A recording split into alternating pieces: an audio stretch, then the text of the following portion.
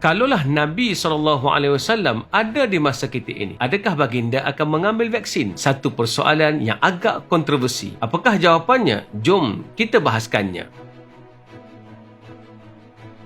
Assalamualaikum. Tanpa sokongan anda dengan link di bawah, kami tidak mampu meneruskan usaha perubahan ini. Sharelah video ini demi perubahan dan join saya di Telegram Ustaz Zul.id. Terima kasih. Baru-baru ini timbul satu gerakan menakutkan orang ramai untuk tidak mengambil vaksin. Akhirnya, ada di kalangan orang Islam yang terpengaruh menyebabkan mereka enggan bahkan membatalkan janji temu untuk mengambil vaksin. Adakah mereka ini sedang mengikut jalan Nabi atau bagaimana? Percayakah kita bahawa Nabi SAW pernah memberikan panduan untuk berhadapan dengan wabak ataupun pandemik yang melanda kita? Antara persoalan yang perlu kita bahaskan adalah, pertama, adakah Nabi akan buat kuarantin atau lockdown bila berlaku wabak berjangkit? Jawapannya ya, sebab memang ada hadis Nabi yang mengarahkan demikian. Idza sami'tum bihi bi ardin fala taqdamu alaih wa idza waqa'a bi ard wa antum biha fala takhruju firaran min. Apabila kamu mendengar wabak di satu tempat, maka janganlah kamu pergi ke situ, dan apabila ia berlaku di tempat kamu, maka janganlah kamu keluar lari daripadanya. Hadis Muslim. Hadis ini cukup jelas menampakkan arahan Nabi bagaimana harus kuarantin dilakukan. Takkan masih ragu dengan ajaran Nabi? Kedua, adakah Nabi akan melakukan penjarakan sosial? Jawapannya ya, bahkan Nabi buat lebih baik dari itu. Sabda Rasulullah SAW, la yuridanna mumridun ala musih, yang sakit janganlah mendatangi yang sihat. Hadis Bukhari dan Muslim. Nabi melarang bertemu dengan mereka demi melakukan penjarakan dari yang sakit. Ketiga, adakah Nabi larang bersalaman ketika ada penyakit berjangkit?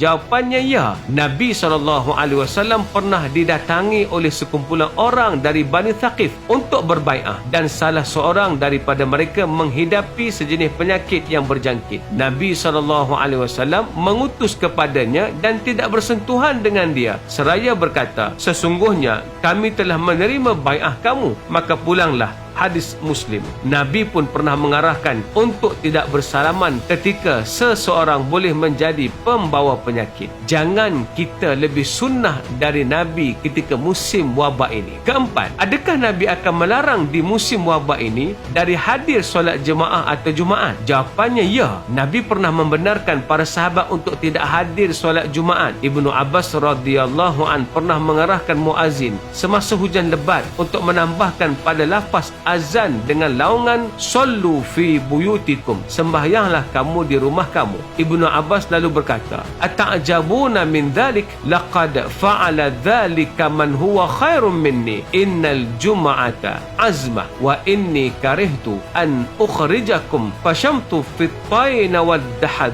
Adakah kamu merasa heran tentang hal ini? Sesungguhnya ia telah dilakukan oleh Rasulullah SAW. Sesungguhnya solat Jumaat merupakan satu kewajipan, dan saya tidak suka untuk menyuruh kamu keluar mengerjakan solat Jumaat dalam keadaan kamu berjalan di atas tanah dan lumpur. Kalau sekadar jalan berlumpur pun bagi Nabi sudah dikira keuzuran, ini apatah lagi wabak penyakit. Kelima, adakah Nabi pernah suruh sanitizer atau basuh tangan? Jawapannya ya. Suruhan Nabi itu bukan ketika berlaku wabak pun, bahkan ianya adalah amalan seharian, iaitu ketika bangun dari tidur. Sabda Nabi, idza stayqaza ahadukum min naumih fala yaghmis yadahu fil ina hatta yaghsilaha thalatha fa innahu la yadri aina batat yaduh. Jika bangun dari tidur, basuhlah tangan 3 kali sebelum celup ke dalam bekas air. Ini kerana kamu tidak tahu semalam tanganmu telah pegang apa. Hadis sahih. Bahkan sebelum berwuduk pun sudah menjadi sunnah Nabi membasuh tangan 3 kali terlebih dahulu. Ketika keadaan biasa pun Nabi membasuh tangan, apatah lagi di musim pandemik. Keenam dan yang terakhir, ini soalan yang agak kontroversi. Adakah Nabi akan mengambil vaksin? Saya akan jawab dengan hadis ini. Sabda Nabi, tadawu fa innallaha azza wa jalla lam yadha' da'an illa wada'a lahu dawa' ghaira da'in wahidin al-haram. Berubatlah kamu, sesungguhnya Allah Subhanahu wa taala tidak menurunkan satu penyakit melainkan diturunkan juga ubatnya, melainkan satu penyakit saja,